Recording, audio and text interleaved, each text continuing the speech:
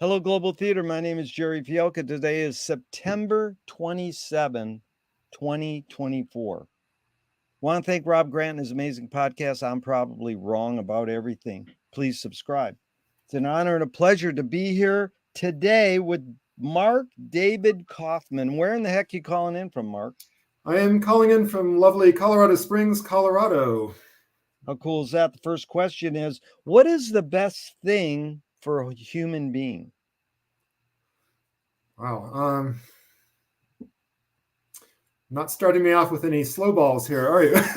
But the best thing for a human being, I think this will sound cliche, but maybe to have a fulfilling role in society, something that he or she can be proud of. I think I don't know. I mean, I think very few people maybe have, I guess I'm thinking more in terms of a profession, have a kind of profession where they're proud to wake up and go to work. And it's not just to pay the bills, right?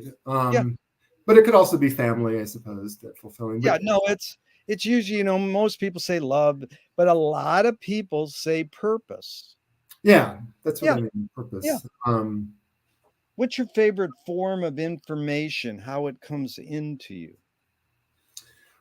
I miss the old school newspaper in a way. I'm of the generation that still grew up with the paper because of the randomness of it. Kind of like the randomness of being in a library, walking through a library and seeing something on a shelf, right? Today, I get most of my news probably also kind of in a random form, really through my social media feed. I'm ashamed to say it. I guess that's probably not the best way to receive it. But to me, I do like, so I don't typically go seeking, well, sometimes I'll go seeking for a particular news story, but usually it's kind of a random chance encounter that pops up. It's really important what you just said, Mark. I appreciate that. But I believe I think you're a reader. You grew up a reader. Sure, absolutely. Did you become a reader, one, because your parents told you to, they did it as an example, or on your own? They did not tell me to, but I have to credit my mom for helping me become a reader because she read to me when I was younger. One of my earliest memories as a reader is we read Dracula together, probably when I was too young to it was a bit scary, but and we read other books together, and I think that played a major role in helping me become a reader. But she never read to me in the spirit of you must become a reader. It was fun. It was the enjoyment of it. So and then the first book I read by myself was Charlie and the Chocolate Factory, actually. So, wow. And I'm still a big Roald Dahl fan. Yeah.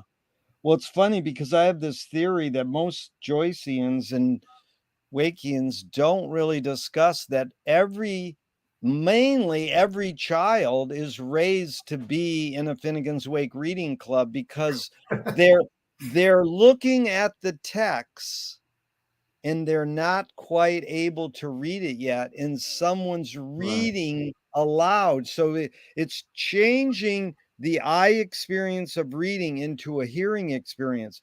But as a kid, you're going, well, I can see maybe that's the word my parent just read.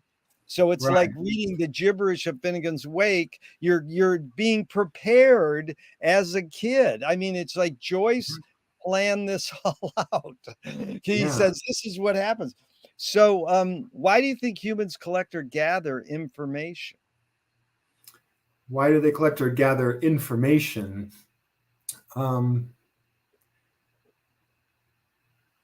Probably to give themselves some sort of illusion of control over what's happening around them, I would say. Kind of like shoring the fragments, right? That would be the first thing that comes to mind. Let me clarify that word. Shoring the fragments is SHOR? Yeah, I think it's from The Wasteland, like kind of gathering the fragments together to sort of help as a bulwark, right? As a defensive wall, basically.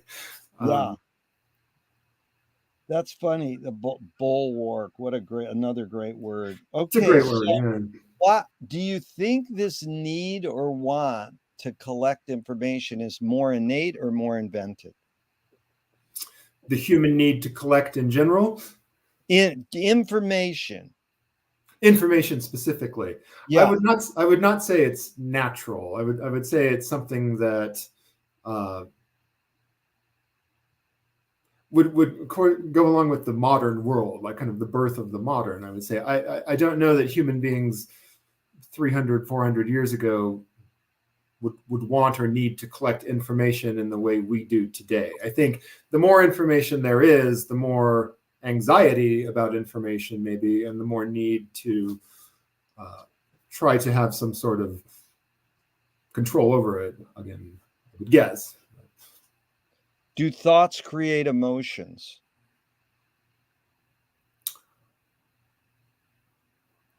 I think they can trigger emotions, and I'm not sure that's the same thing.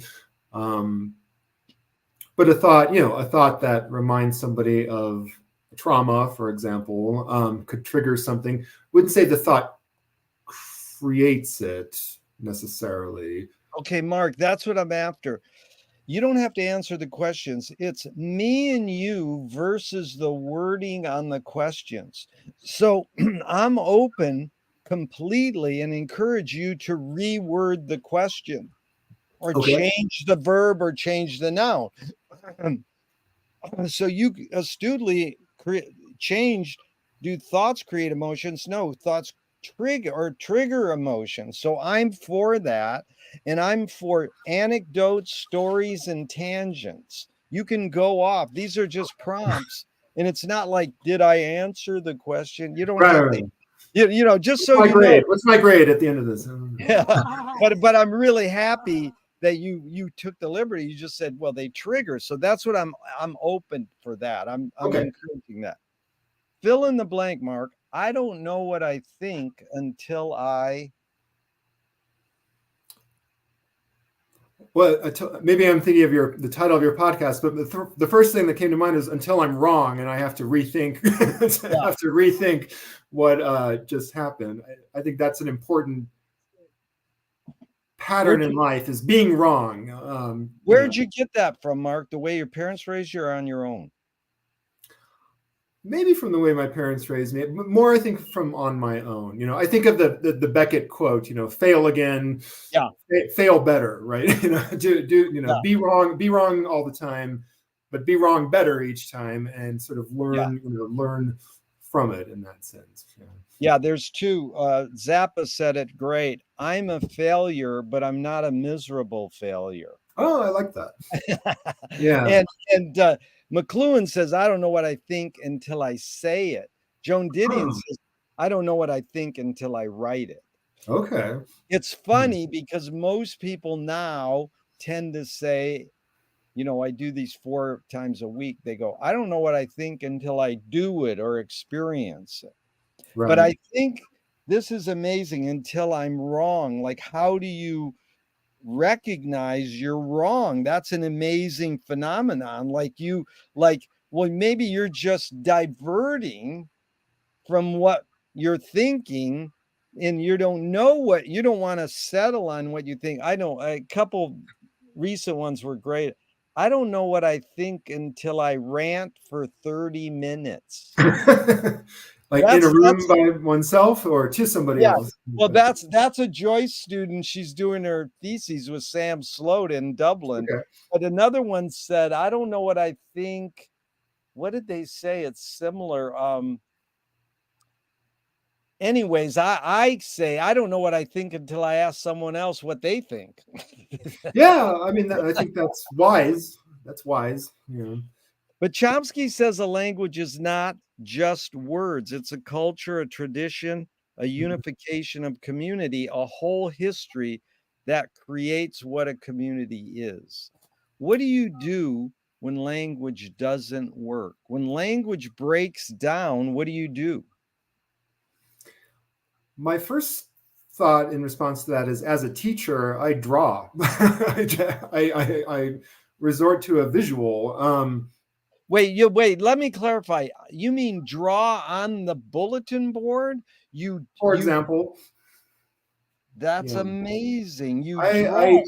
once upon a time I wanted to be a cartoonist, and there is Ah, that side of me that's still there. I don't draw as much anymore. I wish I did, but I yeah. often draw in class as a teacher, and I'm a doodler actually.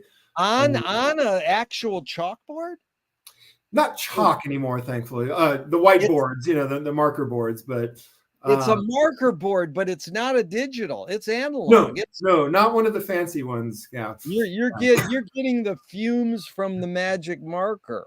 it helps, right? It elevates from. But I call no, that the I encourage my students to doodle, actually, to wow, draw, you're and I smart. do activities about that. And there have been studies. There was a study I read a few years ago. A lot of U.S. presidents have been doodlers. Wow. We have Kennedy's doodles. There's actually a pad of paper he had in the Oval Office, and he's doodling about the Cuban Missile Crisis. It's like actually helping him think through, this It's situation, amazing. and that blows my mind. So I'm a big That's fan of visual arts. Yeah. yeah. Really good answer. I appreciate it. You really get what I'm after here. So, your observations of humans in general, are we more thinking beings or more feeling beings? I didn't have to hear the rest of that question. I don't think we think very well, or feeling beings. Yeah, I would say we are more feeling. And I can't help but think of kind of the political context right now. I think people, respond based on their feelings, vote based on their feelings. I wish there was more thinking, and I include myself in that criticism. But Yeah. um, yeah, I don't think of us as a thinking species or thinking culture. Yeah. It's Maybe funny, someday. Mark. Maybe someday. Yeah, maybe someday, but tell you how most people answer. I think we're more feeling beings. Is that what I said? Probably. Yeah. No, you didn't. You Oh, okay. did. You said I'll say we're more. But Okay. anyways, it doesn't matter. I mean, it's fine that people Yeah. say that, but we tend. I mean, 80% of people say we're more feeling beings. Okay. Hmm. Bridget Bardot says, when I make love, I don't think. And I'm like, good luck. How do you turn your brain off? Like people who meditate, they go, now think about not thinking. Well, how do you do that? And then there's Paradox. Yeah. yeah, paradox. There's a bumper sticker on a car on my street and it says, don't believe everything you think. And I'm saying, well, you could say, don't believe everything you feel. Yeah.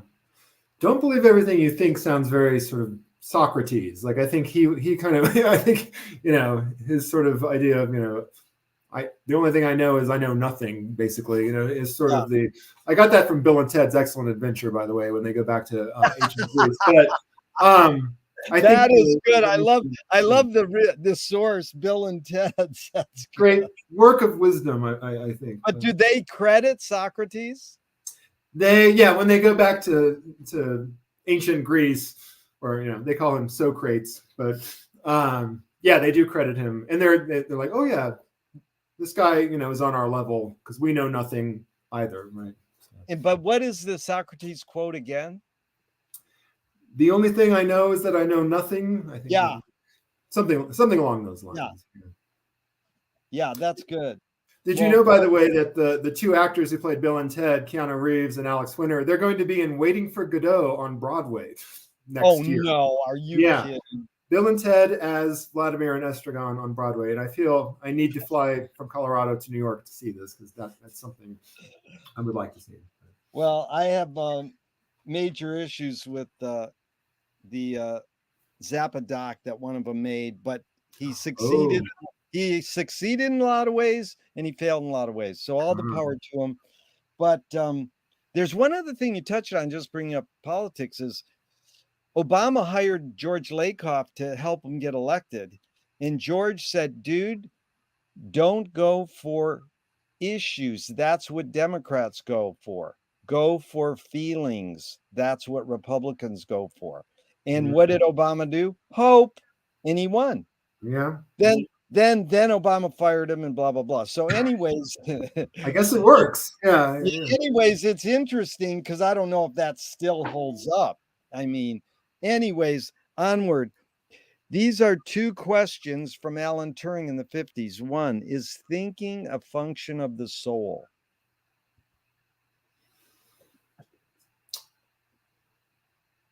Is thinking a function of the soul? Coming from Alan Turing, I would say no, because well, I was going to say a computer can think. I was thinking of the Turing test, thinking about the way artificial intelligence is sort of measured. I mean, animals think. Do animals have a soul? I don't know. I would like to think so, mostly because I want to be reunited with my dogs that I've had over my years. But no, I don't think that thinking has to be a function or a measure of soul per se. In fact, maybe the brain and the soul could be at odds. I mean, I think that can happen. Very good, Mark. Second Turing question is, can machines think? So I think I just said, I just said that they could. By thinking, I guess in that connotation, I would mean processing. Yeah. Which I think is a fairly good synonym for thinking. Yeah, they can process. Can they synthesize? I don't know. I was talking with my students about ChatGPT today about how well it can actually read literature, and we sort of decided that, at least in its current form, it doesn't synthesize very well. It can steal and combine, but it can't draw conclusions based on synthesizing disparate sources in the way that the human brain can. Yeah. Do you more pursue happiness or more pursue meaning? My first thought was equally, I suppose, but probably the older I get, happiness, the simple pleasures of life, I guess.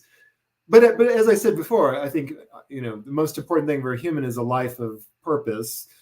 So if one can find meaningful happiness, I guess that's probably the best sort of solution. So I think, the older I get, well, I don't know. I keep questioning myself now each time that I think about that.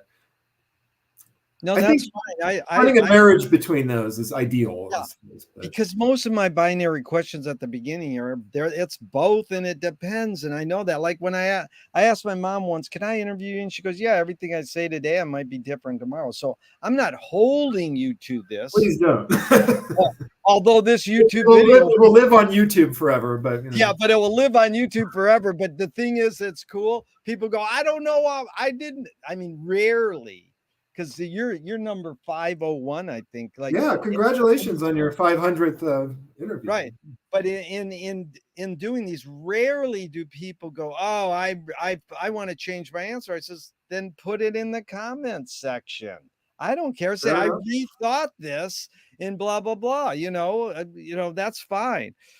But I got the question from Viktor Frankl's books, Man's Search for Meaning, and he said meaning tends to last and happiness doesn't necessarily last. I would agree with that. Yeah. Does the brain more detect consciousness or create it? Like, is consciousness there bubbling away and we're more so detecting it or more so creating it? I would say the brain detects consciousness. My friend who's a neuropsychologist is going to probably hate my answer, but because I feel that consciousness is in the body as well, not just the brain. In the same way that memory, I think, is whole body, right? It's not just that there's a sort of filing cabinet somewhere in my brain where the memories are. So I would think that the brain, again, processes, maybe would be the word I would bring back in, but doesn't create consciousness. I think consciousness is also about being, in the world, in that Heideggerian sort of sense, right? Being part of a community, being around other people. Yeah.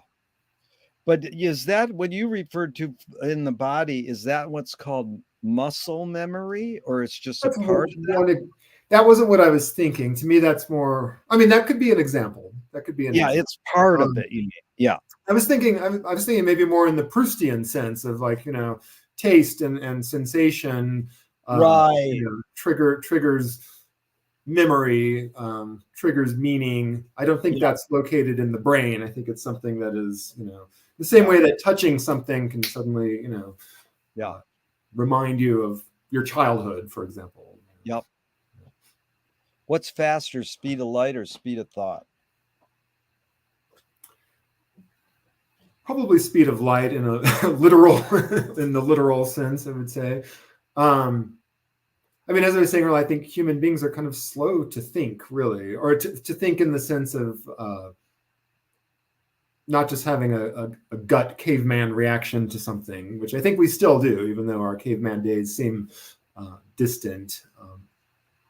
I don't know. Yeah, that's an interesting question. I'll stand by that answer, though. I think speed of light. Thanks. So Audre Lorde, the poet, said you can't dismantle the master's house using the master's tools. Her colleague Yvonne Rayner said, no, you can if you expose the tools. What new tool do you suggest? You can't dismantle the master's house with his own tools. Yeah. And Unless you expose the tools. Yeah, let me just clarify, Mark. Basically, I'm asking you what tool do you most gravitate towards? But you can add the adjective new tool if you want, and you can integrate the quotes if you want. I open a lot of my questions with cute quotes. It doesn't even mean you have to utilize them. It's basically you put the questions into the context that you want. My tool would be irony. Really? I think irony can undermine power or the master, or Yeah. it is using, let's say, language, and language is a tool of the master. Let's say it's kind of hard to avoid that, but I think irony, or doing what Joyce does in The Wake of actually taking language and remolding it, reshaping it in a radical kind of way. But to me, irony is able to use the tool, before you said reshape, you said revolt. Like revolution, revolting. No, I said I was going to say remodel, I think, or but revolt. I like revolt because there's revolution, but also revulsion, and and I think that is an ironic kind of thing. But yeah, he definitely he's a manipulative satirist. But irony, language, that's great. What new toy do you suggest?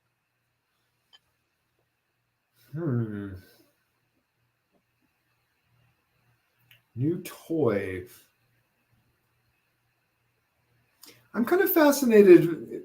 If we're thinking of little things, I'm fascinated with virtual reality. It's not something that I know that much about, or that I have even experienced. I did experience Professor Joe Nugent's virtual Ulysses. He was creating a virtual reality simulation of the novel. Yeah. And so I kind of did a virtual reality, took part in the sort of opening Calypso, actually. So it was like Bloom making breakfast, kind of opening. So that is something, as a kind of literal technological toy, that I'm interested in. Yeah. And a little scared of as well. Yeah. Yeah, Jaron Lanier's he loves The Wake, and he kind of is a hippie dude who helped invent virtual reality. Yeah, you ever read Jaron Lanier at all? I don't believe I have. Anyways, check him out. I mean, he's very interesting because he's about the only guy in that world of inventing, basically hippies on LSD invented the internet, and then the government hijacked it. But whatever you want to believe. I mean, it's funny because, but he's one that says, hey, we should be aware of how this is shaping our behavior. Most of them just embrace it until you see that one movie, and everybody who invented everything in Silicon Valley says, Yeah, this is powerful stuff. I won't let my kids use this. Right. Yeah.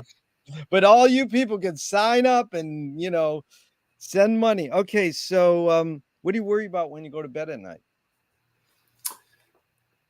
I worry mostly about work. It's kind of a boring answer, but right now I'm my department's director of operations, so I have to do a lot of kind of administrative things, and that keeps me up.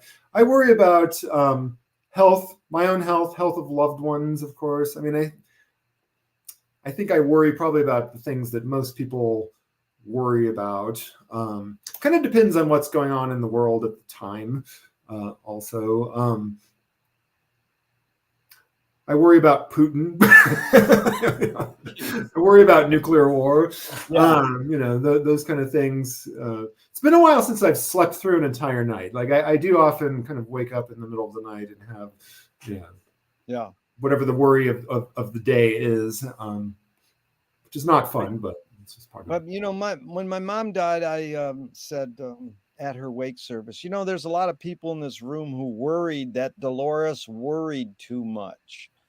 And in my opinion, what she was doing is showing concern for everybody.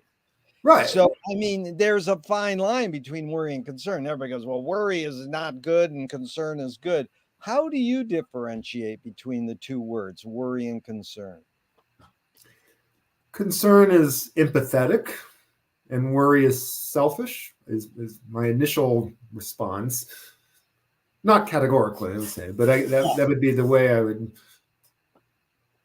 differentiate. When I worry, I'm thinking about numero uno, but concern is more, I'm worried about you. I'm worried about this person, right? Yeah.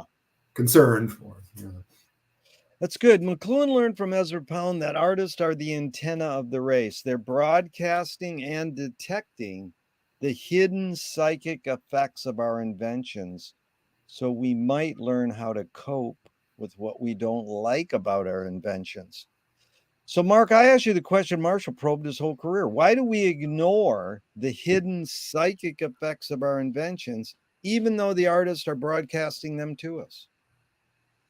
Why do most people, you mean, ignore? I mean, me, you, and most people. I mean, a lot of people go, well, I don't ignore them, but you know what I'm saying in general. Yeah, put in that context. Why do you think most people ignore? And some people even disagree and they go, well, they don't ignore. So, I mean, it's just whatever you want to go with that prompt. Yeah. I think one answer is we take pleasure in our inventions. One context that just popped to mind is, again, thinking about politics, the way television as a literal kind of invention reshaped, presidential debates. Think of the Kennedy Nixon debates, right? And now people, that was when people started thinking about how someone looked on a screen and how they, held themselves. And I think there's pleasure in, judging people, or saying those kind of things. So yeah, I might be critical and say, well, I shouldn't worry about how somebody looks. I should be worrying about their policy or whatever, their platform is. But there's pleasure in those media, at least in the media kinds of inventions. And I think we want to, kind of hold on to, it's hard to give that up, or it's hard to be critical of that. It's an amazing word you use, pleasure, because I mean, Tuesday we're going to have these two VPs, and I mean, he's going to go, dude, you made up this dog eating thing, and then you said you made it up. And then what is he going to say? He says, yeah, I know that politics is a branch of the entertainment business. So what? Next question. Absolutely. Yeah. That's it. What are you doing? You working for me? You empowering me? So, I mean, or maybe they think if I keep saying it enough, it'll just become true, right? So, takes on the force of truth. But repeat the lie many times, and it is the truth. So, do artists have moral obligation? No, I don't think so. I believe there can still be art for art's sake, but at the same time, I'm interested as a scholar in maybe not art's moral obligation, but the way art intervenes in politics, for example, or can reshape the world in ways that are beyond aesthetic pleasure, to use the word pleasure again. But I don't believe that an artist is bound to have a moral platform Yeah. necessarily. I think beauty in itself is moral. I think that's also something I talk about with my students. So there is maybe another way to think of that. There's an innate, morality in beauty. So, just to use an example, we're attracted to symmetry, right? Symmetry is a beautiful thing most human beings find. And symmetry is about equality. It's about balance, right? So I do think there is, there's a long tradition, obviously, of philosophers thinking about what's the relationship between aesthetics and morality. And I think, so there is a built-in, maybe moral context, but I don't think an artist has to consciously think, what is my moral obligation? It's really good. I loved how you explained that attractive symmetry, because I always am intrigued that some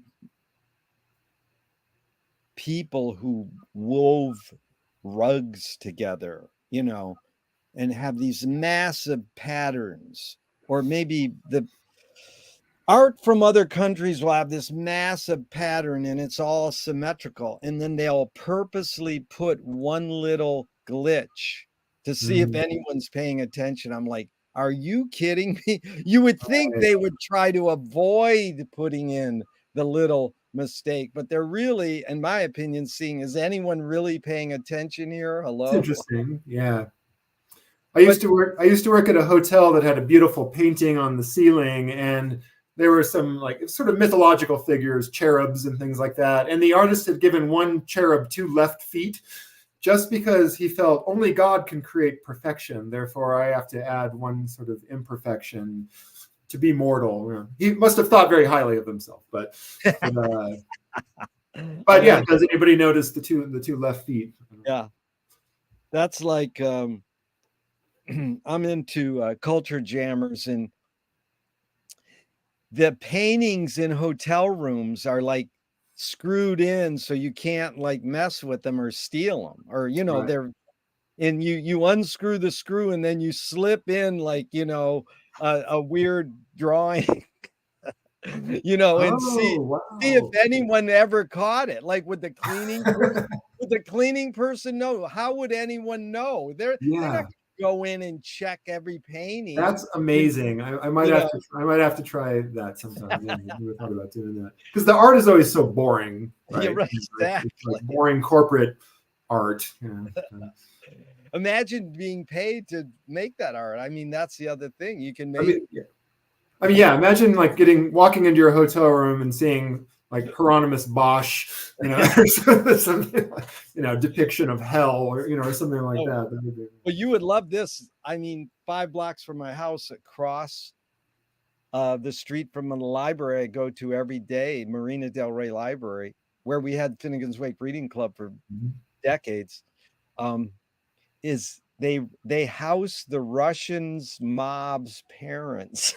This is not a kooky conspiracy. The Russian mobs have their parents there, and Michael Jackson's kids live at the top of this condo building, and and I've gone in there because my friend had was staying there with his sister, and we could use the steam room. Like, I was like, I love to do, and so I'd walk through the hall to get there, and there is like Duchamp and Judy Chicago and all this highbrow. I says, what?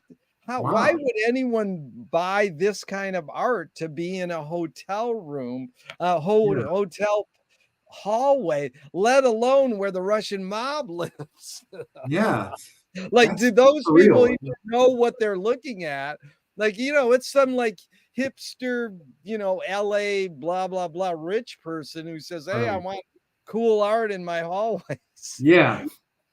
But it's funny Yeah. because Mike Kelly said this line, I'm curious your reaction to along these lines.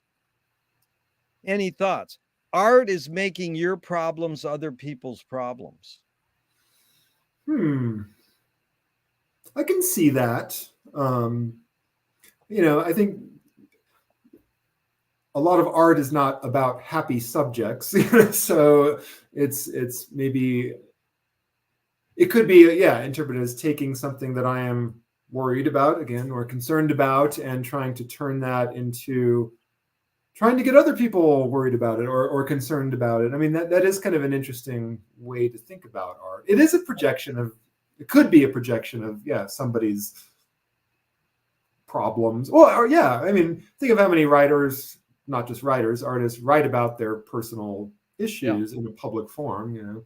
So I can see that. I've never thought of it that way, but Well, it's like I'm sitting here looking at you with your books, and then Virginia Woolf's on one side and James Joyce is on the other side. yeah. It's like that's one of my, it's easy to ask people who's better, Beckett or Joyce. Like Zizek, I've had it out with him personally, and he says, "Oh, Beckett's better than Joyce." It's like counterculturally correct. You're supposed to say Beckett, but Why I do we have to choose? Why choose? Why do we have to choose?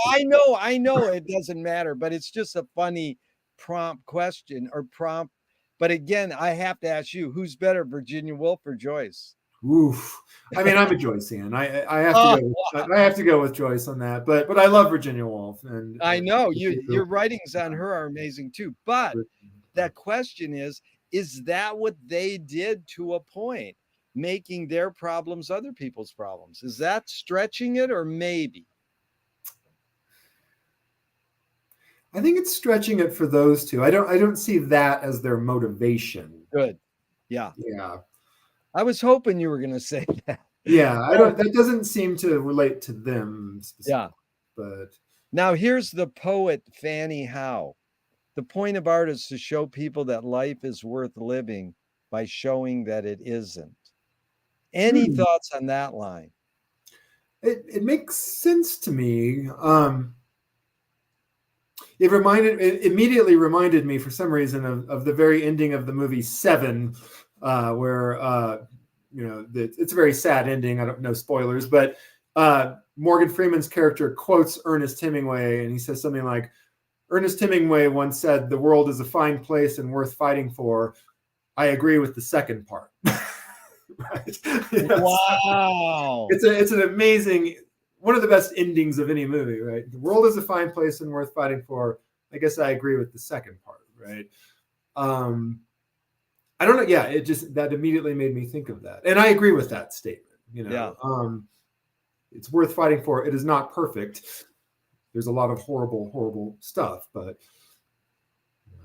Well, the cool thing is when we're done, I'm either going to go to IMDb or WikiQuote and see if it's listed there. Oh, it will be.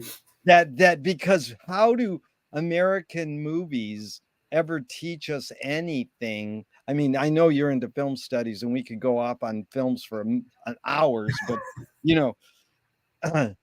Sidney Lumet said, movies can't do diddly squat, but it ain't going to keep me from trying. And, we know we think they can, but, right there is the proof. They can teach you literature references. How many people even thought of Hemingway or anything? I mean, there's another film that starts with it starts with a Son House clip, an actual movie of Son House playing the blues many years ago. And I was like, what? How could this be in a regular Hollywood movie? Right. Yeah. Anyways, they get. Go ahead. I'm thinking about this right now because next semester I'm teaching a course on film and nuclear war. And it's supposed to be about the relationship between actual government policy and Hollywood representations of weapons of mass destruction and the sort of dialectical relationship between those two things. So what that suggests is that the government, our own government, learns about nuclear war from Hollywood and vice versa. And then Hollywood sort of responds, right? They control it. I mean, I know 3 movies you got to show Battle of Algiers because Bush used it as a training film and the Black Panthers used it as a training film. And they asked Gilo, what does your film do? And he says, teaches people how to make films. So it's a fake documentary, dude. There's only one actor in Battle of Algiers. Yeah. And so you know that, but my friend who Come I've on, had on man. this podcast twice, who's an amazing filmmaker and teacher, you should have him as a guest at your class. John Else, he made the real Oppenheimer film called Day After Trinity. Uh-huh. And that is the same thing as Battle of Algiers. The good guys use it and the bad guys use it. Okay, I will check that And out. then there's that film Five Came Back. You ever see that? It's a 3-hour doc on, you know, how the 5 biggest directors You're right. alive. Oh yeah, no, I saw that. I mean, Yeah, that thing is just like, I couldn't watch that because I don't want to see how Hollywood has brainwashed humans into warmongers. I yeah. already know it has 130 years of sin. Blah blah blah. Sorry to go off on a tangent. Well, I mean, one takeaway from that documentary was also some of those guys like helped, like John Huston, Yeah, helped us better understand PTSD. I mean, they did a lot of good in some ways, but they did, yeah, of course. Everything we invent has services and disservices. But I sure, just think that humans are a little too brainwashed, that we're hardwired for war and not hardwired for cooperation. sure, And Maria Gambudis, an archaeologist, spawned Rian Eisler in The Chalice and the Blade and said, hey, it's all about partnership. It's not about war. And that's, most people will say, no, we're hardwired to be violent and have war. And right, it's like, if you keep promoting that for 130 years, that's cinema's only 130 years, right, So, yeah. anyways, are you more afraid of new ideas or more afraid of old ideas? My gut instinct is to say old ideas. Just because it's a cliche, but fear of history repeating itself. Seeing old dangerous ideologies resurface that we thought we had put to bed, or that we thought we had fought a war and won over, and suddenly to see them coming back, that's terrifying. I mean, not to say that new ideas couldn't be as well, but at least right now, old ideas alarm me more than new ideas.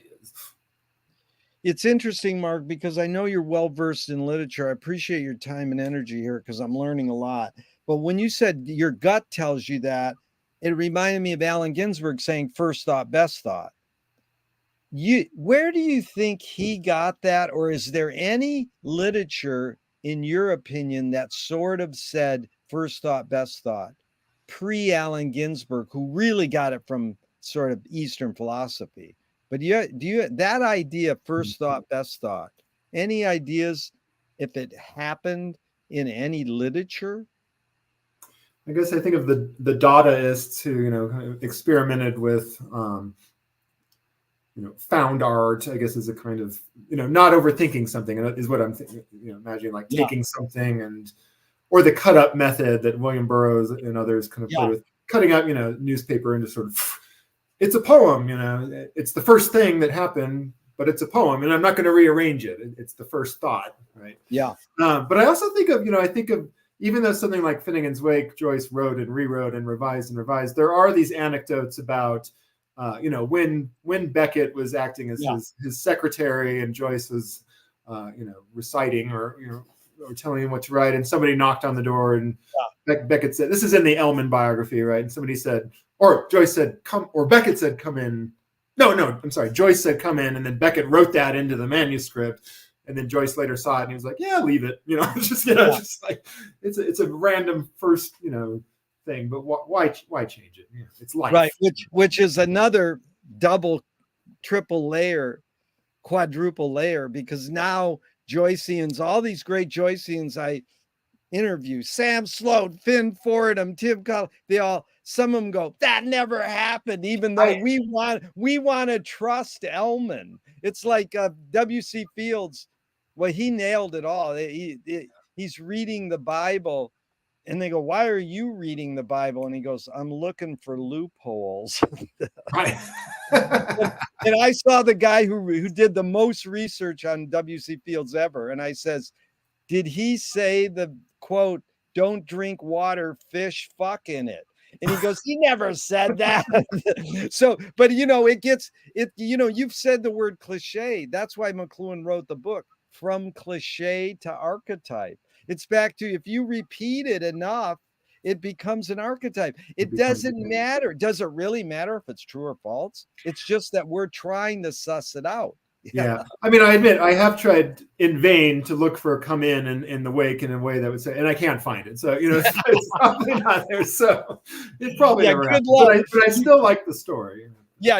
Oh no, I love the story. I repeat it all the time. But it's funny. Yeah, right, Mark. You've looked for "come in" 628 pages. How many words are in the wake? And I couldn't find it. Yeah, right. You could write, you could have one of your students write a coding program to find out if it's in there, and Yeah. it's still might not find it, because he codified it. Right. He made it, or he didn't codify it, he disguised it, or what did he do?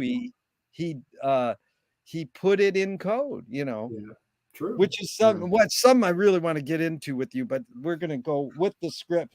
But I wanted to tell you how much I enjoyed you bringing up Dada for two reasons. Surrealism and Dada is the art movements that like made me who I am. I'm like, wow, this is so cool. And then later I realized they were formed because of an anecdote to war. And I'm like, I don't want my art movements that I love made because of war. That's horrible. But then Duchamp said, the artists of the future will only have to point. And how's that for first thought basketball? That's my art. That's Warhol, the greatest Duchamp clone ever, saying, that comfort food my mom used to feed me, Campbell soup, that's my art. Right. Yeah. So, can you conjure up your earliest memory ever, or one of them? I've thought about this a lot, and I don't know that I can. My father swears that he can remember being a baby in the crib. I cannot. My earliest memory, maybe playing with my cat. I had a cat that was a little bit older than me, named Brandy, for many years. And I do have so I would have been, when I was born, she was 1 year old. And we kind of grew up together. So I do have very kind of fuzzy memories of playing with this Siamese cat. But I don't know how old I was. So that may be my earliest memory. Is memory more a curse or more a blessing? Blessing, I would say, at least in my life. I think I'm pretty lucky in my family and my upbringing. I can imagine, other people who did not have the nicest life, that perhaps memory could be. So that's probably pretty subjective. It depends on the person. But for me, I would say it's a blessing.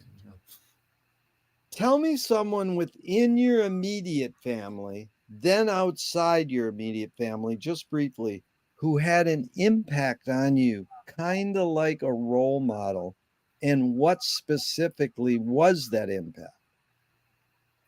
Well, like I said, my mom read to me, and that was very important.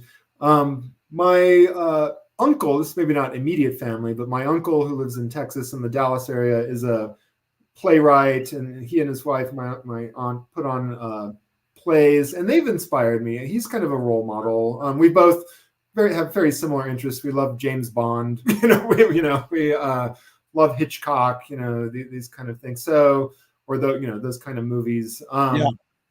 So he, growing up, I didn't always get to see him as often in the flesh as I wanted to.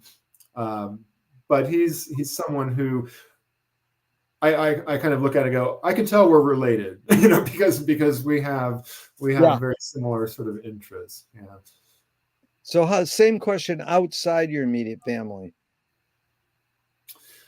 A role model outside of my immediate family. I had a French teacher actually in high school who was very made a big impact on me, made me want to teach, which is something that took me many years to kind of come around to, even many years after that. But I think looking back, this teacher was that person.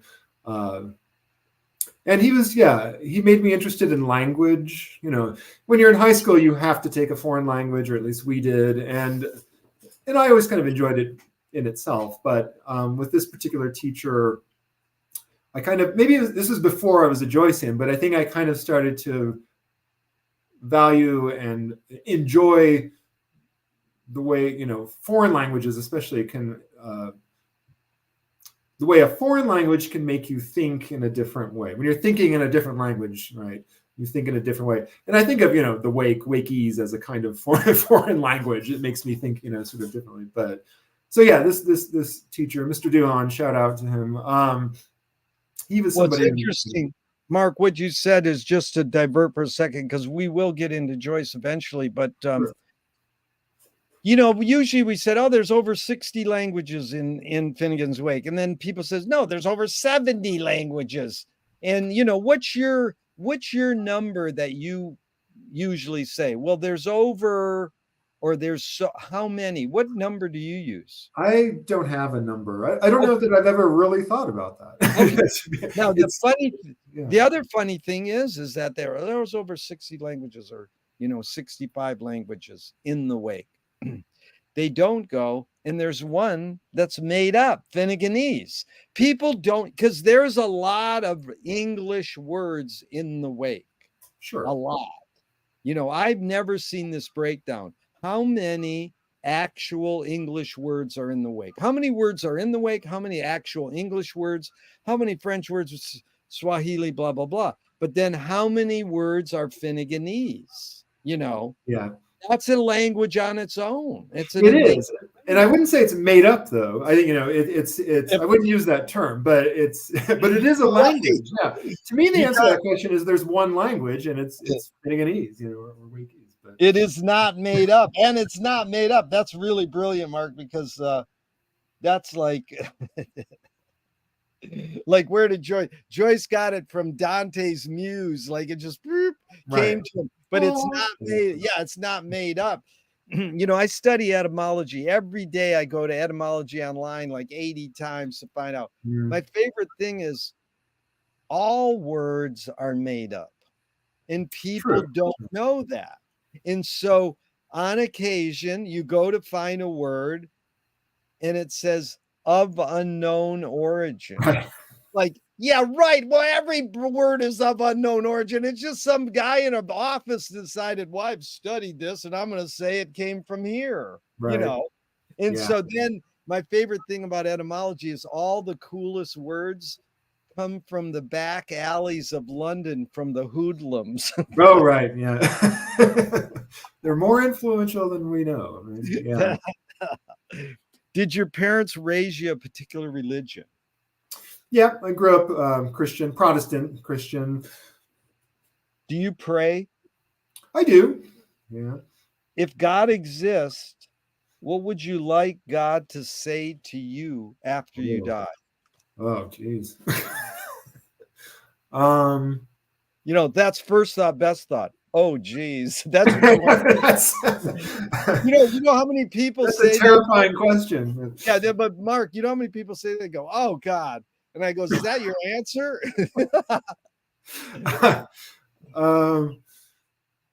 Wow. I got like, what is it in that movie Babe? The farmer says to the pig in the end, he's like, says, well done, pig, or something like that. It's like the most understated sort of thing. After this pig just did this extraordinary, you know, pretended to be a sheepdog for, you know, half of this movie. So I think, you know, it's kind of like a, well done, you know, kind of like that kind of thing. I don't know. I'm glad you got a little comedy to it, or sense of humor. I think I have to. If I think seriously about it, I'll. But dude, 80%, almost 90% of people go, you did a good job. Yeah, you know, something like they want God to say, oh, you did good, you know. What is a healthy thumbs up, you know. Yeah, one of my favorites was, what do you want God to say to you? And someone said, not. I respect that. Like God would say, not, you know. He's a smart ass. Okay, do evil people exist, or does evil use people as a vehicle?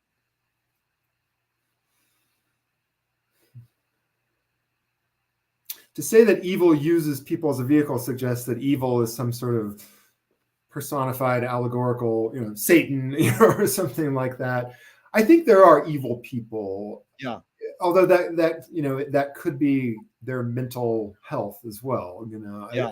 I don't know that I'm saying that in a theological sense, but Well, it's most a kid people that say, can shoot up a school and kill children, that person's evil. But it's everybody. People love to say everybody's capable of evil. We don't know, but evil I mean, actions. the mental health thing is the huge thing. That's why people they go, well, it's trauma, it's something. But I mean, really, the hidden question mark is, how do you advise someone to deal with an enemy? So I'll set it up. Alan Watts says, if you acknowledge your enemy, you empower them. Coppola stole from the mob and the samurai. Keep your friends close and your enemies closer. JFK said, forgive your enemy, but don't forget their name. And Fellini says, I need an enemy. So it's a lot of prompts. The basic question is, how do you advise someone to deal with an enemy? But first, how would you respond to Alan Watts? If you acknowledge your enemy, you empower them. I get that. I think that even just with a basic bully kind of situation, I think that you can see that you acknowledge the bully, you give them power, they know they have power over you. So I agree with that. I suppose. How would I advise someone to deal with the enemy? I think it comes back to when you asked me earlier, what are my tools? Let's say I would change it to the word weapon. Irony again is a kind of weapon. I think that being able to get under someone's skin, and I guess it comes back to language, because obviously I'm interested in language as an academic and as a person. But I think that because irony keeps it close, but also keeps it at a distance, I suppose. And I'm thinking about basic things like the way ironic humor can be used in a political context online. I think that's very powerful. I think some of the best reporting in this country is in The Onion. It's just kind of like the way it can touch on the truth in a way that CNN or Fox cannot. But. Yeah, it's pretty heavy. Yep. And in the roots of it is the king would hire the Onion. They would hire the court jester, and then it's like true. Yeah. And that's partly my problem is I grew up with, that was the week that was Mad Magazine. Saturday. Oh, so did I. Yeah, Saturday Night Live news and Le Show, Harry Shearer. It's all fake news. And then they had to change the meaning and the Wikipedia entry on fake news to disinformation, that fake news is disinformation. Well, now that's called comedy news. Right. So, I mean, my wife loves Colbert, so I got to watch him often. And I just think, I mean, I'm happy for people like that in a way. But if you do the research, there's a great research project that recently came out that Jon Stewart spawned Tucker Carlson, because when we had Walter Cronkite, they got so much money to tell you the news. When Jon Stewart came along, they gave him a whole lot of money. And so once they gave a whole lot of money to someone on that side of the fence, they go, well, I should have a whole lot of money on the other side of the fence. The horrible thing is Tucker Carlson's a deadhead. Yeah. It's like, Walter Cronkite was actually a journalist, which I don't think either of those guys are, really. Yeah.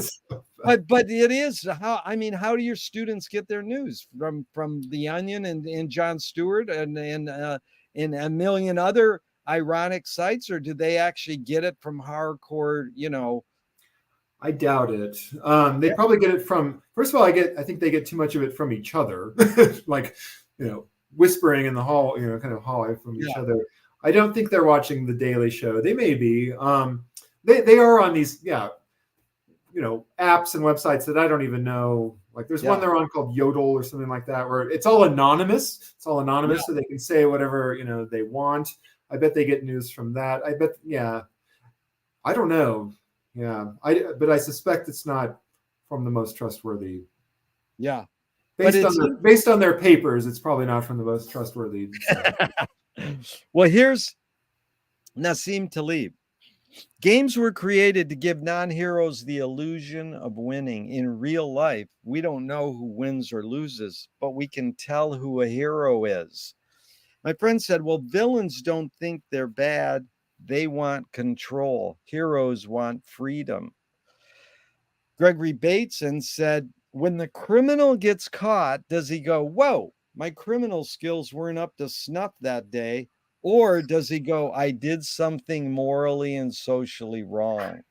So again, it's a lot of prompts. You can go wherever you want, but the basic question is, does punishment work? I don't think it does, given how many kind of recidivist, criminals there are, right? Who end up, get out of prison and immediately rob a liquor store or something like that. Yeah, I don't think punishment, at least not in the form of kind of, in the way I'm thinking of punishment in terms of the justice system or the way it's carried out in our legal system. I don't think it does work. Yeah. Well, it's like you want to think, well, does rehabilitation help? Because, in the academic world of what you study and teach literature, there's programs that go into the prisons and teach these people Shakespeare and in reading, and they become lawyers in jail. So does rehabilitation, is that our alternative? Because we already know there's a military prison industrial complex. I mean, it's definitely this. Well, maybe literature is more successful than punishment. I mean, it sounds like, in that example, literature has a more impact on somebody in that situation than being put in solitary confinement or something, something like that. I think of a movie like Shawshank, and I know it's fiction, but, when he creates his library, that's what changes that's the game changer in that prison, right? Is suddenly there are books and people can listen to Hank Williams and they can, it's bringing art and literature and those kind of things. I think that's rehabilitation. That's making someone ready to go back out into the world. Yeah. Boy, you have ESP, because I was just about to mention Hank Williams, but it was a little too far off on a tangent. But now I have to, because you brought him up, because it's kind of connected. I mean, like, my talent is I can connect anything with anything if you give me a second.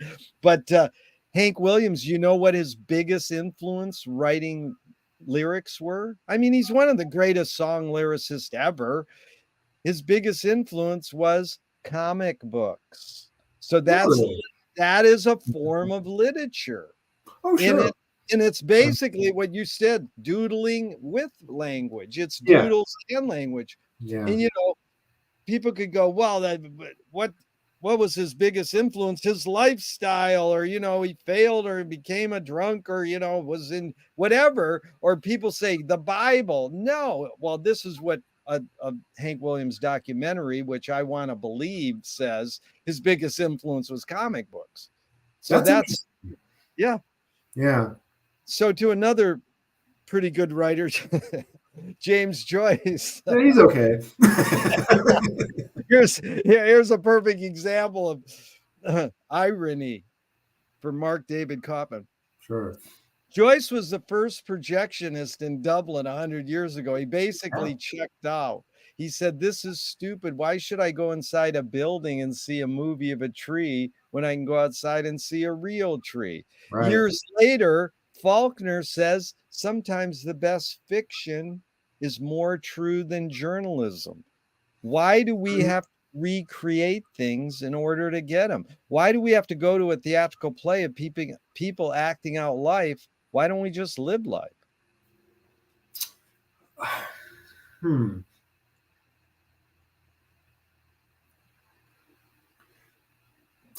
Why do we need the representation of reality instead of reality itself?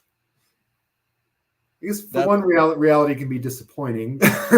There's more control with representation. For some reason, that made what you said made me think of.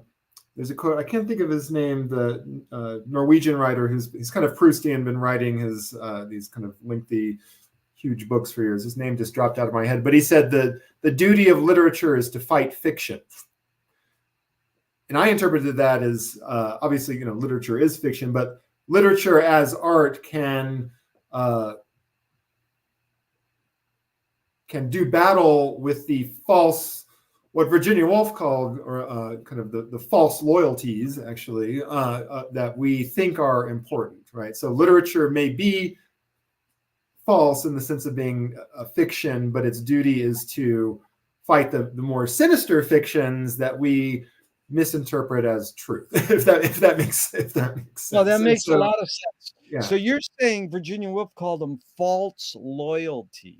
She called them unreal loyalties. This was in Three Guineas in one of her nonfiction books. Unreal loyalties, I think, was her term. Yeah. And you're saying, it's sort of like Faulkner saying sometimes the best fiction is more true than journalism. Well, how can that be? If you put it, I mean, I asked you earlier about MK Ultra. You can't write a book about MK Ultra and get much coverage. But then all of a sudden, one day in the LA Times, I read about a play that's about MK Ultra, and it's getting press. It's getting ink.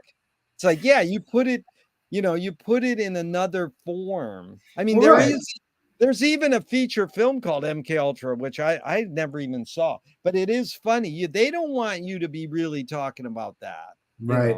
Maybe the CIA is okay with it being in a fictionalized form, right? But if somebody's going to write a nonfiction, expose or something, then they're going to take issue with that, right? Yeah. And then this is funny because this is a new question. I haven't formulated it quite, but Jonah Raskin, he's taught literature for 40 years at Sonoma State College, and he worked with Leary and Paul Krasner, and he owns the Doris Lessing archive and the Abby Hoffman. He's really a smart guy, and I was lucky to interview him, and he told me someone told him narrative doesn't lie, stories can lie. Now I was like, and he wasn't saying he believed that, but I was just curious. I think the person who told him that was kind of saying that narrative is more form and story is more content. But then someone said, no. So, I mean, what's the difference, in your opinion, between narrative and story? I mean, I think it's an old literary critical dichotomy, the fabula and sujet. I think it's like Russian formalism kind of makes a distinction between story as, I guess I think of story as the linear chain of events is one way to think about it, whereas narrative is the reconstruction that doesn't necessarily have to be linear. So, for example, I just finished teaching Slaughterhouse-Five in my sophomore literature course, which I love. And, that book, the story is this character's experience as a POW during the war and witnessing the firebombing of Dresden and then going on having a kind of middle-class life, etc. But the narrative is the fragmented time traveling, right? Jumping around. And the truth, the force of that book is not the story. It's the narrative in the sense of the form. Yeah, it is the form. It's the formal structure of this character Billy unstuck, becoming unstuck in time. So I guess that would be how I would explain. So actually, you're breaking it down in Russian formalism. Said narrative is not linear, story is linear. Just basically. I may be wrong, but Russian formalists may not agree with me, but I think that's what it meant. Okay, but anyways, that's enough. I trust you, Dave. I trust you, Mark. But Kurt Vonnegut, you said the narrative is fragmented, the time travel is more the truth. So it's almost like you're giving an example where the guy said narrative doesn't lie. In the example of Slaughterhouse-Five, you're saying that kind of resonates. Yes, I would say so. Very much so. Okay, so it's the juxtaposition of random events Yeah. and it's the truth that comes out of the collision of those, those random events. Yeah. Now, two quick things on Kurt Vonnegut. Did you see the Kurt Vonnegut doc that came out? I did. Unstuck Yeah, in Time. Yeah. Robert Whitey. I mean, he spent 40 years making it. Good.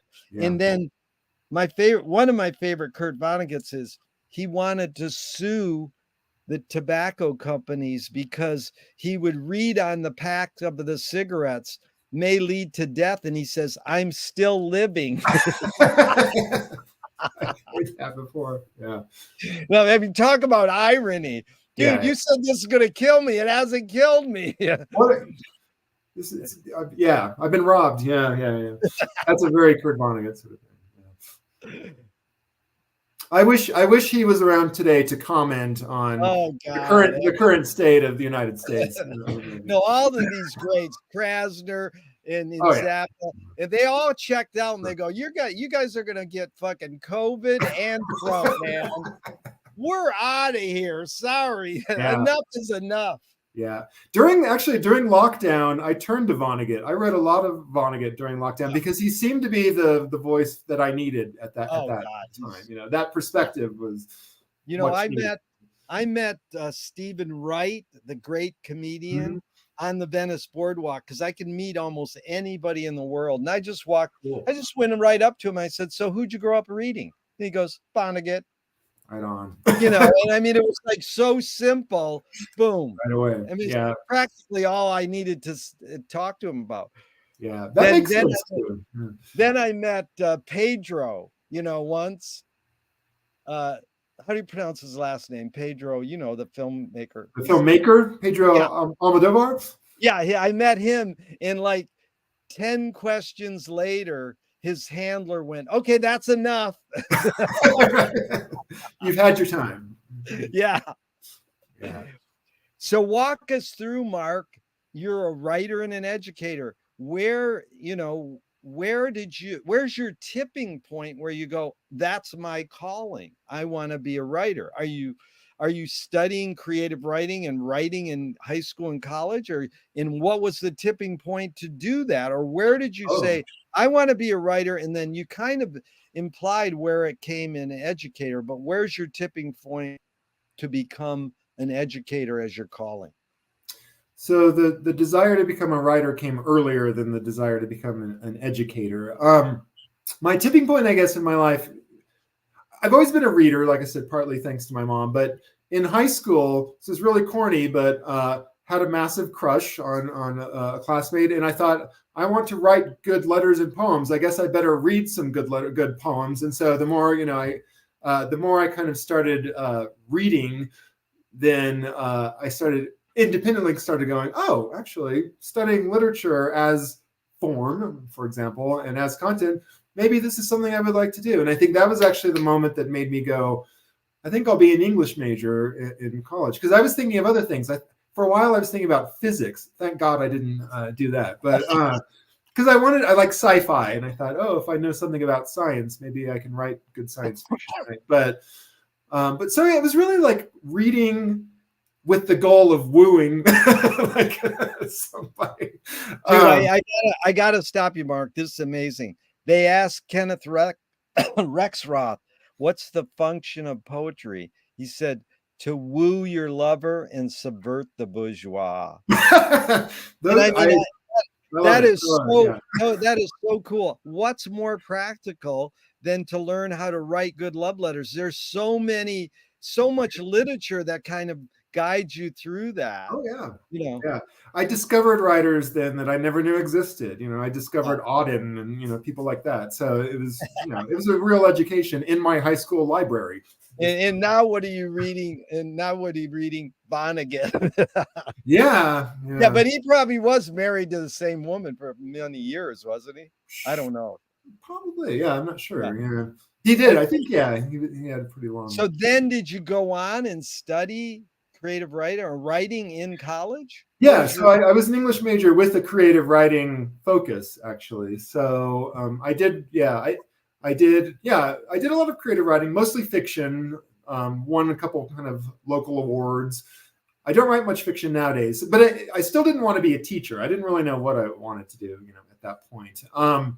So I think I graduated, as many people do, kind of going, okay, now what? And I worked in a golf. Actually, I worked in a golf club here in Colorado Springs, the Broadmoor, and for a year, and I read Finnegan's Wake. Wait a minute, you picked up the Wake because well, I want to go into the history of Joyce, but did your teachers require you to read any Joyce in your studies? Yes. So as an undergrad, I took a literary theory class. We had to read Portrait, and I wasn't a fan at that time, actually. Right.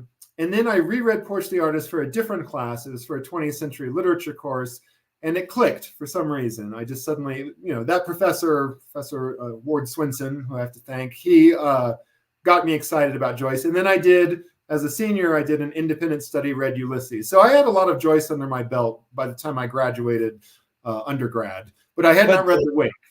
But you picked up The Wake on your own, not because of an assignment. Right, on my own, yeah. But did you know you have to read it out loud with a group of people, or you just said, fuck it? At that time, I did not. I read it. I worked in the shoe room of a golf club.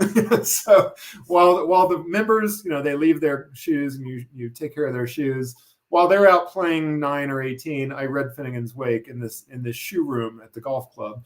And it was wonderful. It was a lovely way to spend time, and I had an eye to going to grad school, but not out loud. You're no, I didn't. Yeah, that's amazing.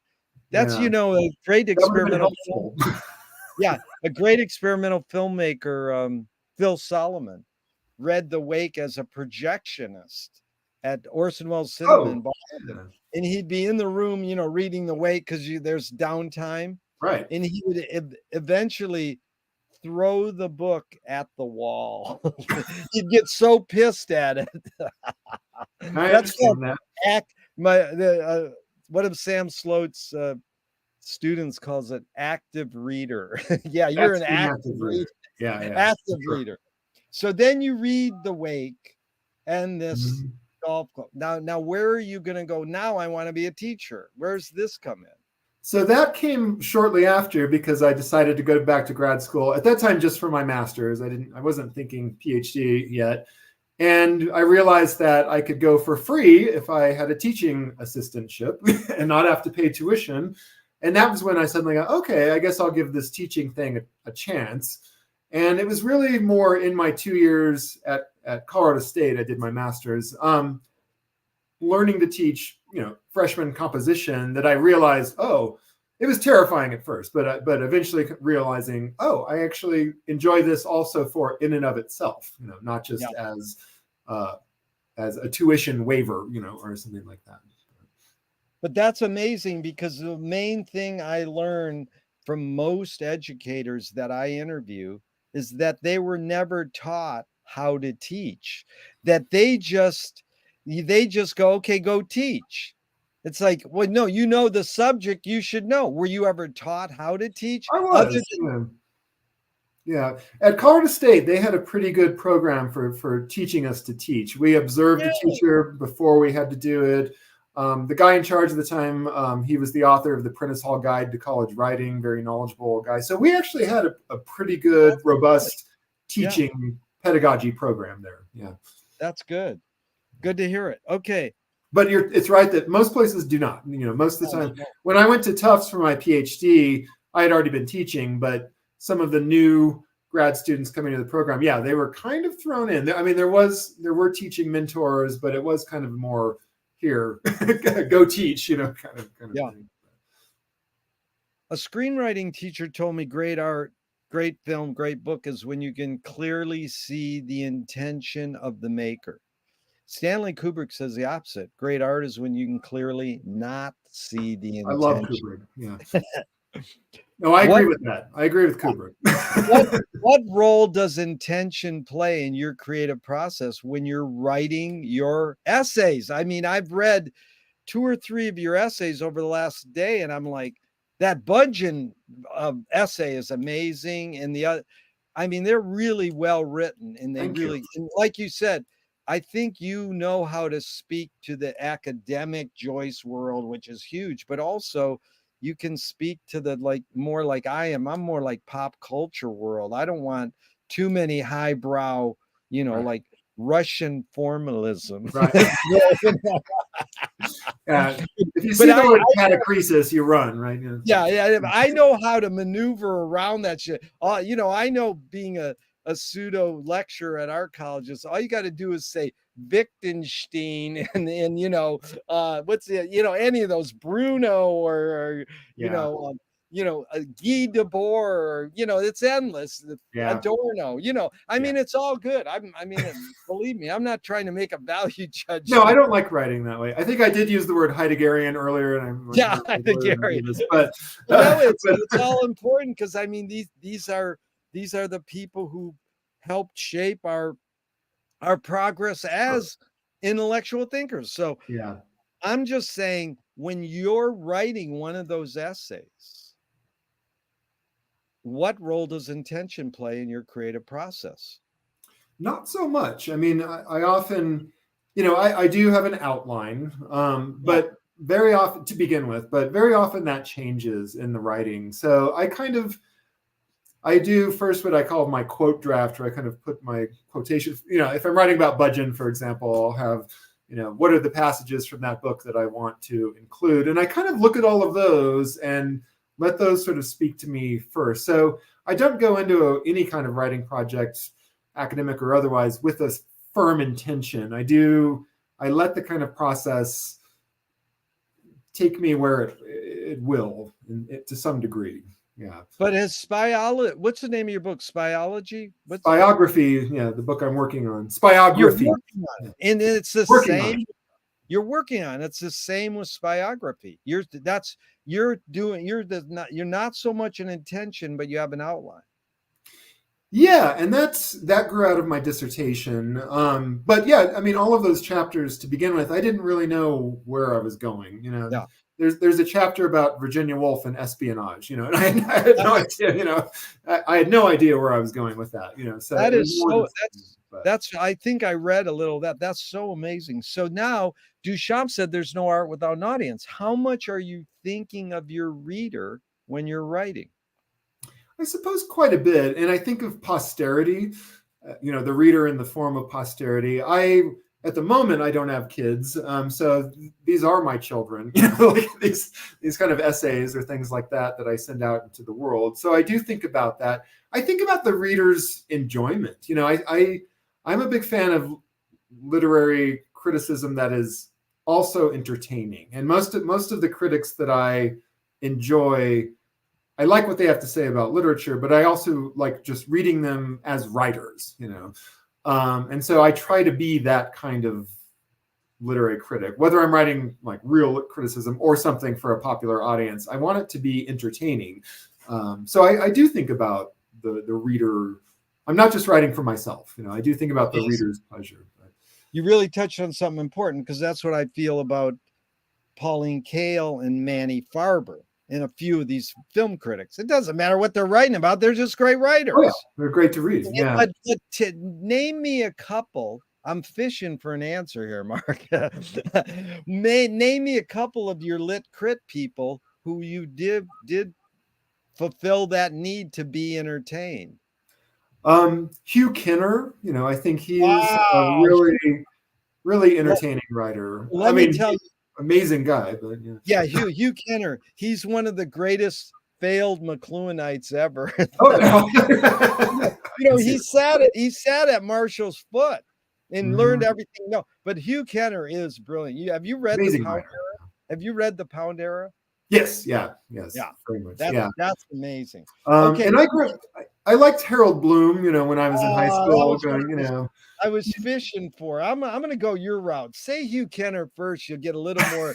Then when you say Harold Blue, then some people like no Harold well, Blue. Harold Bloom is a problematic figure, I know, but Yeah, but I always enjoyed his style and but his aren't Mark? That's a follow up question. Aren't all the greats problematic in the long run? I mean, if you have someone who's great and they're not problematic, doesn't that make you Well, sus? I mean, Harold Bloom is problematic in like the Me Too sense of like, you know, I not know. being the greatest sort of guy to female academics, you know. But I know that, but I mean, it's just like my friend can't teach Woody Allen by oh, choice right, yeah, because he'll get blackballed by the students, not his higher ups. The students will hassle him. It's like, dude, yeah, you're missing out on 40 years of great screenwriting yeah, because I can't mention this guy's name. So, yeah. that's separate the art from the artist. Yeah, That's a pity. That's a pity, I think. that's Yeah, cool. Okay, now yeah. everything we invent, according to Marshall, extends some humanness. This is probably the biggest thing he learned by breaking the Finnegan's Wake code that the knife and fork extends our teeth, and the shutter in a camera extends our eyelid, and then even non-tangible, say philosophy or religion, maybe extends consciousness. But basically, what Marshall learned from Joyce is the extending of humanness. Our Mhm. inventions extend, he says it in one of his quotes practically. So, what does the writing utensil extend for you? Whether it's a pen or a keyboard, what humanness does it extend? Humor, you know, I actually like to. That's my first thought. I Yeah. like to. It's more about communicating or something that if I find something amusing, I want to share that with somebody. And so to me, writing is a way of extending humor and you know, even if it's literary criticism, you know. Freud actually though said something very similar in Civilization Its Discontents. He said, yeah, all of our prostheses, he called them prosthetics, right, are things that we use, our tools, our extensions. And when we put on all these prostheses, we're really something. You know, I can't remember exactly how he put it, um, but yeah, for me, you know, humor and again the irony comes into that is really very important to me. Just from you know, that's That's good. the You human really nailed face. it, Mark. I've never had that answer and I love it. But I want to react to a few things. You said Freud said all our protheses are extensions like that. You said Mhm. Sigmund Freud said that. And what was the book you think you read it in? I'm pretty sure it's in Civilization and Its Discontents. Okay. And okay, so that's very interesting because um Joy Marshall got it from a lot of sources, you Mhm. know, because he was a literature guy. Though he got his picture on the cover of Newsweek as the guru of TV, it's like, Yeah, dude, he's a literature guy. But and he got into a Woody Allen film, right? So there and you he got a Woody Allen's film because you know this, it was third choice. Buñuel and Fellini couldn't make it. Those were the oh, first. really? Okay, but also Whitman says the extension thing. Ah, So is Whitman peer to Freud or is he pre-Freud? pre-Freud. He's pre-Freud. So Yeah, very much I so. think I think Marshall got it from Whitman, Joyce, and he probably got it from Freud because he's reading Freud. But Hmm. Yeah. this Italian poet I interviewed said, what does your pen extend? What humanness?" And he said, "Tears." Yeah. And it was like, that's what my favorite word in the wake. Like I always say, you don't have to read 628 pages. Just read one word. Laugh, tears. I mean, Joyce, he hijacked a word with two letters, A and S. He took laughter and added an A and an S and turned it into laugh tears. Right. And what is A and S? It's metaphor, as in all Mhm. languages, metaphoric. So here's now, first of all, I've got to ask you, I asked for 90 minutes and we're just about there. Can you do a part two, 3, 4, 5 months down the line? Uh, Probably. Because Yeah. I'd love to get into Joyce because we really didn't get into Joyce at all. And I would love to get into your book, a little about your book before we leave. Can you go longer now or do you got to go now? I can stay for a little while. Yeah, Give me I'm not give me approximate 5 minutes, 10, 15, or 15 probably. okay, let's go do 15 more minutes. I really appreciate it because here's McLuhan in 57. It's misleading to suppose there's any difference between education and entertainment. The distinction merely relieves people the responsibility of looking into the matter. It's like setting up the distinction between didactic and lyric poetry on the ground that one teaches and the other one pleases. However, it's always been true that whatever teaches pleases more effect. Whatever pleases teaches more effectively. I said it backwards. Sorry. So the main thing I'm asking you, Mark, is there a difference between education and entertainment? And how do you suss this out? Whatever pleases teaches more effectively. I think they work very well together. I try to, I use a lot of film, for example, especially popular film, because students that they know it, right? If I can make a reference to the Marvel cinematic universe, Yeah. while I'm trying to explain something that's very pedagogically useful, So I don't think that education and entertainment are the same, but I do think that they can complement one another. I mean, I do think entertainment can educate for sure. But I think that education could benefit from a lot of entertainment. That being said, I don't mean that in the sense that of students who walk in a classroom expecting to be entertained and are disappointed when the teacher is not, dancing around with the king, or putting on a kind of show. But I do think that some reference to popular entertainment is very powerful and can be very, very useful. Yeah. As an educator. Right. But it's also a little deeper. It's like, whatever pleases teaches more effectively. You actually almost touched on that earlier. Most people will say, yeah, whatever pleases teaches more effectively. One guy a couple weeks ago, he said, no, whatever displeases teaches more effectively. Well, you think it works? You think it works both ways, or you aim for pleasing them rather than displeasing them? So yeah, I don't try to please my students. I would never say that. Yeah. I mean, I do sometimes try to entertain while I am trying to get something across. I think displeasing students is also a very powerful tool. Yeah. Upsetting them, right? Yeah.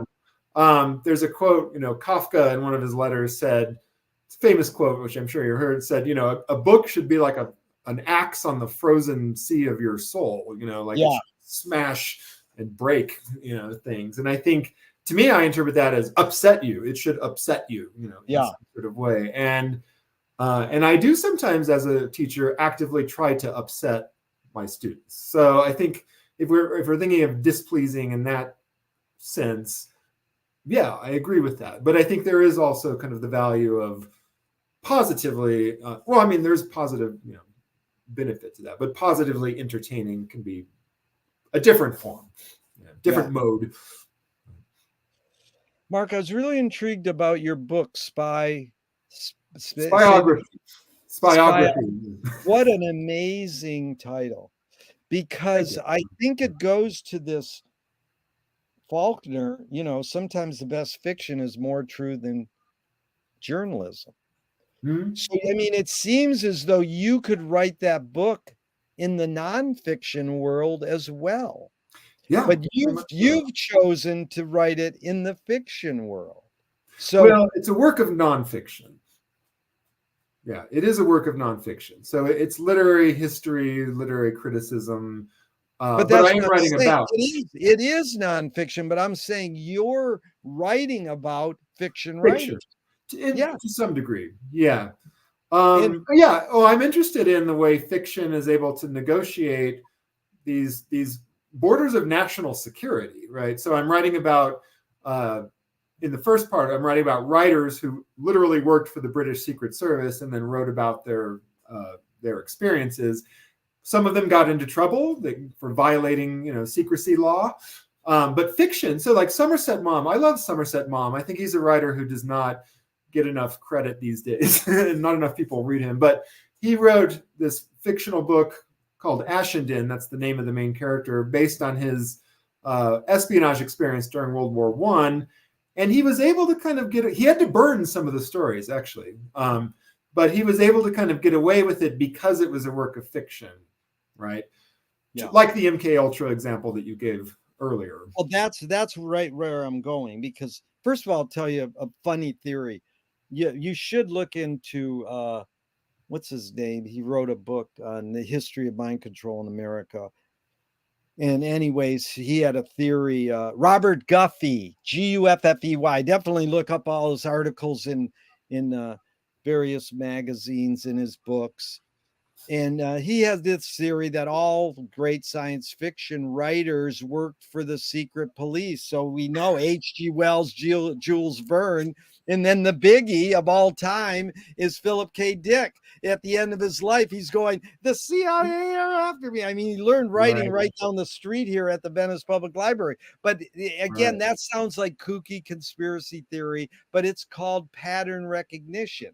So you see what they're revealing, and then what becomes, a reality. And are they prepping us so we can be brainwashed easier? Whatever. I'm not trying to convince you of that, but I'm saying then I put out in one of my Joyce lectures once that, the British secret police studied the wake to learn how to brainwash people. Now, I think Joyce scholars are going to blackball me because I keep telling them that. I'm not proving that, and I'm not saying it is. I'm saying we kind of know that Joyce hung out with the Masons and then revealed some of the Masons' secrets in the wake. Yeah, maybe that's debatable. But then I had my little blurb on my website for years after I gave this lecture for John Bishop, great Joycean, who I interviewed with all these questions years ago.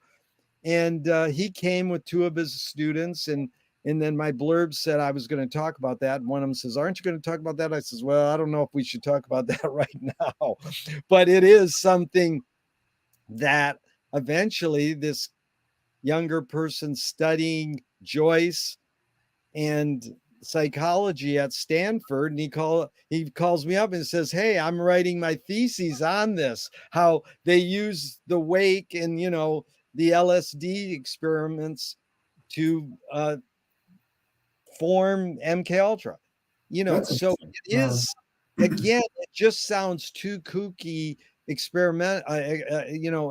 conspiratorial to even give it any weight. People go, that's bullshit. So I'm just saying, well, what about Mark's study? Because your thing seems to be citing things of Joyce and Virginia Woolf that are kind of similar.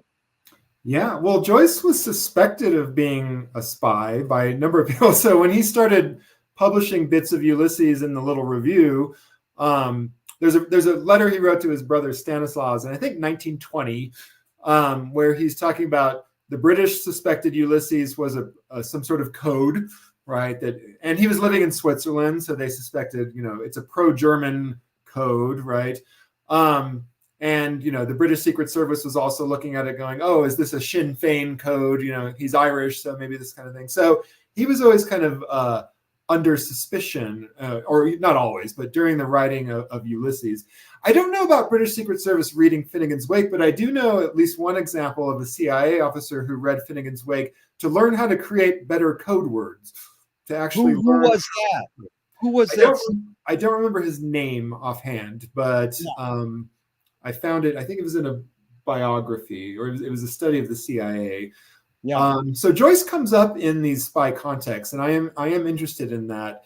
He's actually used, I don't know if you've seen, there's a spy movie that Robert De Niro directed called The Good Shepherd, which came out in about 2006 with Matt Damon, and it's about the CIA, thinly veiled kind of history of the CIA. And Joyce comes into play in that because the Russian adversary is codenamed Ulysses, and he uses a copy of the novel to kind of send information to his agent in the U.S. So for some reason, Joyce does keep popping up in spy contexts for whatever reason. Yeah, and I am interested in that. Yeah, because it is an amazing thing, because once the artist creates their art, it's no longer theirs. True. People can do whatever they want with it. Mm-hmm. And I mean, that's what that's what I think is the epitome, is that what Marshall learned from Joyce is causality. Mm. What causes what?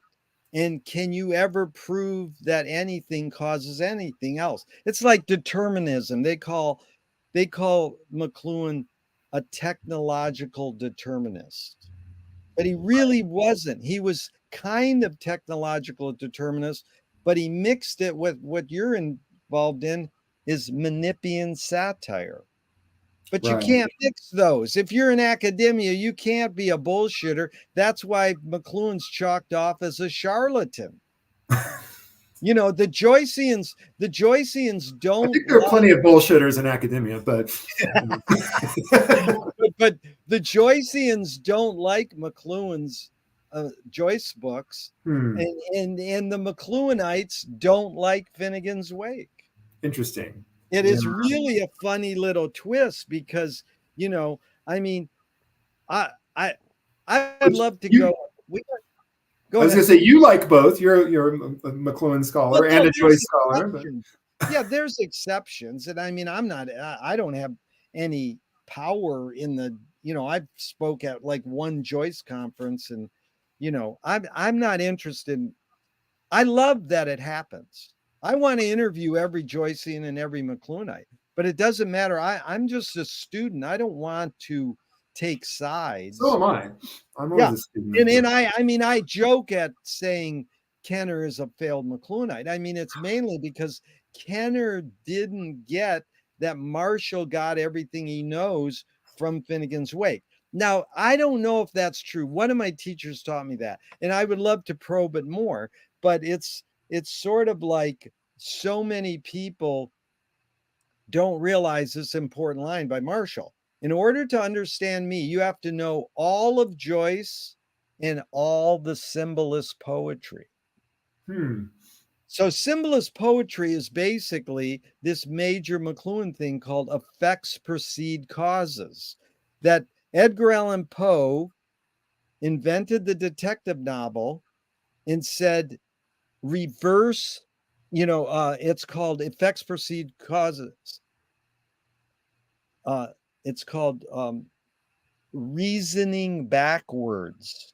I'm Mm-hmm. only going to give you so much information, then you're going to get swooped into my reading experience because you're going to go, oh, I know what happens next. So that's what spawns the symbolist poets who go, Mallarmé says, it doesn't matter what you say, it's what the effect you want on them.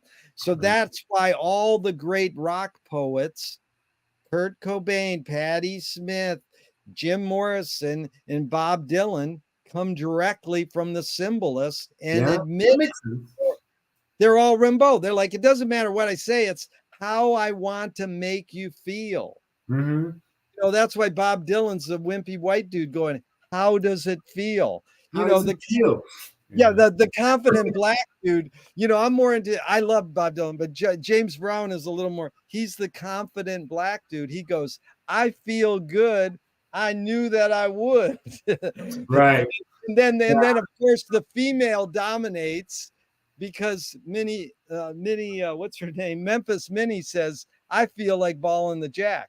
So Right. anyway, sorry to go on a tangent. Let's end with this, and I appreciate your time, Mark. This is Portrait, which you started with, which so many people I talked to said they didn't get Portrait at first and then they returned to it and got it. Yeah. I will try to express myself in some mode of life or art as freely as I can and as wholly as I can, using for my defense the only arms I allow myself to use: silence, exile, and cunning. So Yeah. there's the extension, the arms. I'm extending my humanness. So just basic. Weapons, though, right? Yeah, yeah, and weapons. What is Joyce touching on in your studies, your opinion, with those three words: silence, exile, and cunning? Those are funny. Those actually come up in CIA contexts as well. There's a book actually sitting on my shelf back here that's called Cloak and Gown, and it's about, so during the Cold War, the CIA, which was pretty young at the time in the 50s, would recruit poets very often from Yale and Harvard. And the guy who wrote this book said, well, what are they looking for? It's as Joyce said, but he misquotes Joyce. He says, silence, secrecy, and cunning. Like he like, or like silence, secrecy, and exile. Like he inserts secrecy in there as if Joyce said secrecy, which Joyce did not say, right? Which I was kind of funny. So that quotation has been appropriated by the intelligence community as kind of like a mantra in a way. But what did I think Joyce meant? I think so. He was thinking, at that time he was already a literal exile, But I think that we need to be exiles in our own country. We need to be exiles in our own home in order to look, objectively at our own society. That's one takeaway I would say. Okay, it doesn't mean you have to move to Italy, but but is that like the word fast? You need to fast, like from food, to understand what food is. That what you're saying exile means in your own country? I don't know if fast is the analogy I would use. I think another way to think of it is, and this is kind of more of a W.H. Auden, Christopher Isherwood sort of thing, is you have to kind of treat your own, you have to be a spy within your own country, meaning kind of, not take an adversarial position, maybe kind of, which is kind of a Lionel Trilling thing too, but like in relation to your own culture in order to see it critically. I think that's kind of what we mean by critical thinking, is being an exile. Right? How about subgenius line, pull the wool over your own eyes? I suppose so. Yeah. Okay, so you explained exile. That seems like blindness, though. I don't know, but that seems like blindness.